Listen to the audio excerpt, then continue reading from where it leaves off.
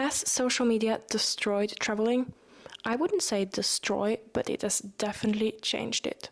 The way we see traveling, the way we travel, and what we expect when we're traveling has definitely changed in the past few years, I would say. We've always traveled for as long as forever, but let's talk about more recent times. I'm talking the last 10 years, or since social media came around, really. I have been traveling for quite a while, and I have seen a shift lately. Before, we used to travel to experience new things, try new things, go to new places. But recently, I feel that traveling is more about showing people that you can travel or where you've been. It's all about getting that perfect shot, isn't it? Hi, my name is Silje. I am a former world traveler. I have a degree in tourism. My full-time job is in the travel industry, and on my spare time, I make travel content for you guys. So, subscribe to follow along. It doesn't matter what you really experience, as long as you can show that you've done it and tell people that you've been there. That's what matters. That's what it feels like traveling has become more like lately. A been there, done that. People don't necessarily spend as long traveling as they did before. They just want to get it over with. They just want to been there, done that, you know. And then we have the nomads. It feels like there are so many creators and so many people trying to become nomads, become full-time backpackers, full-time travelers. They want to earn money, they want to make a living out of traveling, and it's great. People love that kind of content, but there are so many. And if everyone is doing it, is it really that special anymore? I feel like we've kind of normalized traveling a bit too much, maybe. Before it was something extraordinary, something like, wow, she's going to Australia. Wow, this person is going to the other side of the world. But these days, I feel that it's more special if you haven't done it. What? You've never traveled before? You've never done a solo trip? Crazy girl. You need to bring a backpack. You need to go to Asia, you know? It's like everyone wants to become a travel influencer and nomad, and you see so many people telling you how you can do it. Buy my course and you can become a full-time traveler. This is how I earn money while traveling. I get that there is a big market for it out there, but I think it's kind of taking over the normal, typical travel. Does anyone still do all-inclusive? Is that still okay? What I'm trying to say is that it feels like we're not traveling for ourselves anymore. It feels like we're traveling for the social media, and we want to show people where we've been and what we've done. Because if we can't show people that we've actually done something, have we really done it then? It's like this constant social media versus real life. And I think social media is really portraying traveling in a wrong way. Because all these travel influencers, all these people trying to be travel influencers are just showing the great sides of traveling all the time. But traveling is not always great. It isn't always perfect. And I think that we put too much pressure on ourselves these days, because we see that everyone else, they're all having an amazing holiday. They're all having these perfect travel. They always get these perfect pictures. There are no people in the background. The weather is perfect. Their outfits are perfect. Everything is just perfect. And then we go there and the pictures just turn out shit, right? Actually, I'm gonna show you some examples, because I tried to make some perfect shots when I was traveling and it didn't go that well. I'll show you, I'll pull them up. Okay, I've got some good ones here. This one, for example, from Bali. Everyone is getting that perfect shot of Mount Batur, the volcano mountain in the background, and then they have this nice temple thing in the foreground, and everyone's just getting a really nice picture of it. But when I was there, the weather was so bad. It was completely cloudy and you couldn't see anything.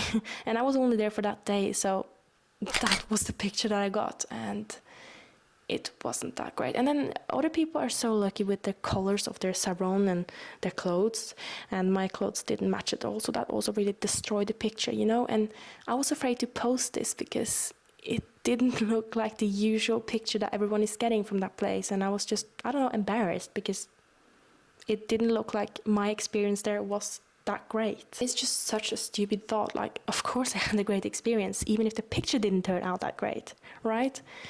And then for this one, also from Bali, the rice fields. Everyone is getting nice photos from the rice fields with nice outfits. Well, when I went there, it was raining and we were in a rush, and my photographer didn't really want to spend a long time taking photos, so he just snapped a few quick photos, and I'm so annoyed by that because I was moving in the picture. My outfit was not great at all. It was getting late, it was getting dark, you know, everything was just wrong.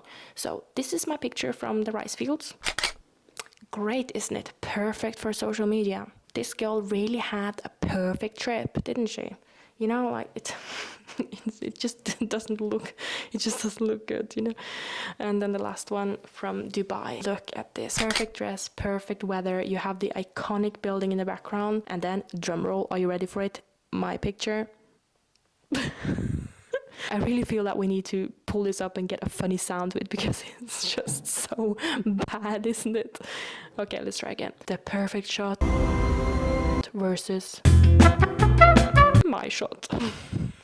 I mean, you see all the cars in the background and the sun is just right against the camera, and my outfit, I don't even want to talk about it, and the pose, you know, everything is just wrong. So based on this picture, my experience in Dubai was horrible, really, but in reality, I had a great time.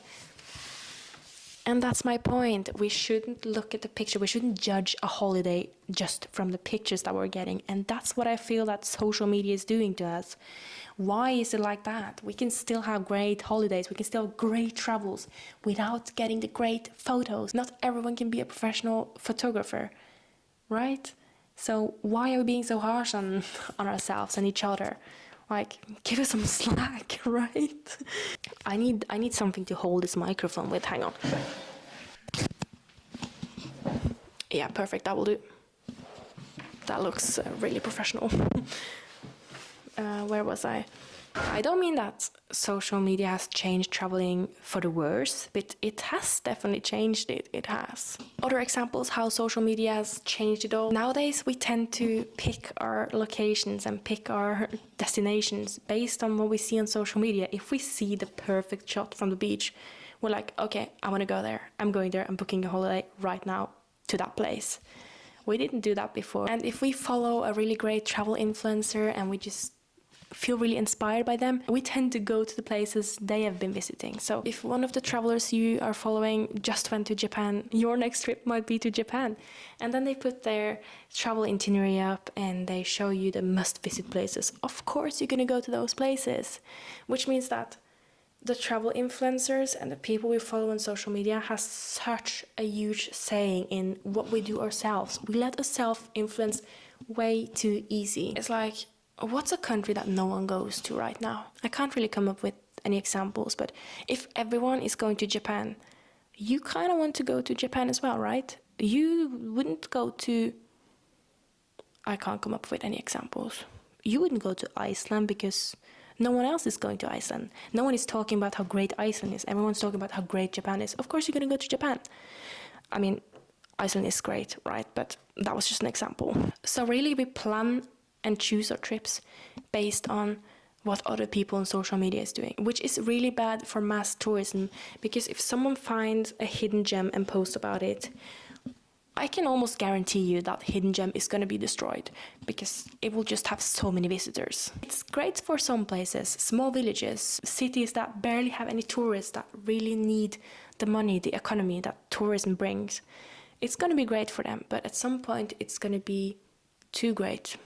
It's just going to go downhill, right? Mass tourism is really damaging. But the most important thing that I think we do when we want to choose our destination or we decide that we want to go traveling is to don't let ourselves influence too much. I know it's easier said than done. We don't even realize that we're being influenced, but make sure you travel for yourself and not for social media, and make sure you travel for what you want and where you want to go, and not where you think your followers or subscribers want to see you go.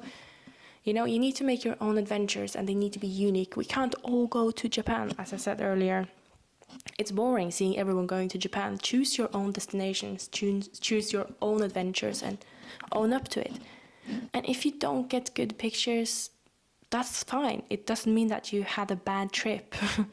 And sometimes it's good not to get the perfect shot, because we spend way too much time getting the perfect shot instead of just being in the moment, enjoying what we're seeing. We spend way too much time focusing on getting a picture of it, you know? So if you want to just put your phone away and just enjoy your holiday, do it. That's fine. I would recommend you do it, because you will get a completely different experience from your travels if you don't always have to think about, oh, where can I post next? What's the next picture going to be about? I need to show people that I'm doing this. I need to show my outfits, you know, etc. What I mean with this video is that, yes, traveling has changed and it's going to constantly change, but we need to make sure we don't get influenced by all these changes. We need to make sure that we do things for ourselves.